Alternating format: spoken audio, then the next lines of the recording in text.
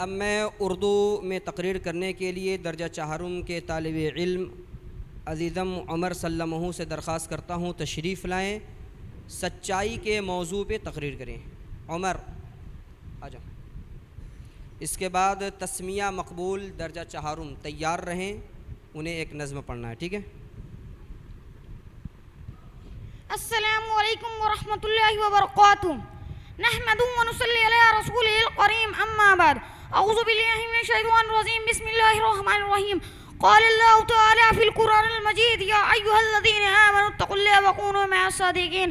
صدر محترم، معزز مہمانان اکرام، مشفق اساتذہ اکرام اور میرے پیارے بھائیوں، آج کے اس پر رونق بزم کے اندر سچائی کے موضوع پر کچھ باتیں عرض کرنا چاہتا ہوں۔ پیارے ساتھیو، اسلام ایک سچا مذہب ہے، یہ سچائی کی طرف ہماری رہنمائی کرتا ہے، سچ بولنے کی تلقین کرتا ہے اور جھوٹ بولنے سے منع کرتا ہے، جھوٹ کو منافقین کی نشانی بتاتا ہے اور جھوٹ بولنے والے کو سخت وعید بھی سناتا ہے، اس لیے ہمیشہ ہمیں سچ بولنا چاہیے۔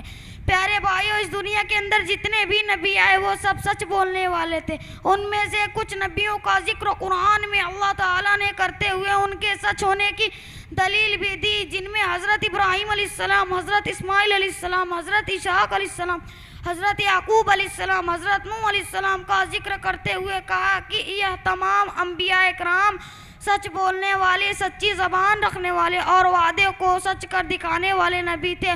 اور جہاں تک ہمارے نبی صلی اللہ تعالیٰ علیہ وسلم کا سوال ہے تو آپ صلی اللہ تعالیٰ علیہ وسلم کو عرب کے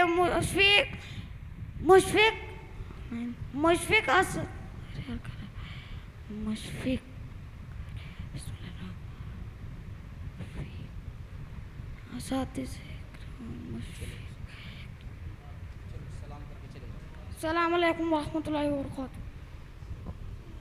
ماشاء اللہ ماشاء اللہ، بڑے اچھے انداز میں تقریر کر رہے تھے، بیچ میں تھوڑا بھولے کوئی بات نہیں۔ چھوٹے بچوں کا اتنے لوگوں کے سامنے آ کر کھڑے ہونا اور کچھ کہنا، یہی بہت بڑی چیز ہے۔ اللہ جزائے خیر عطا کرے۔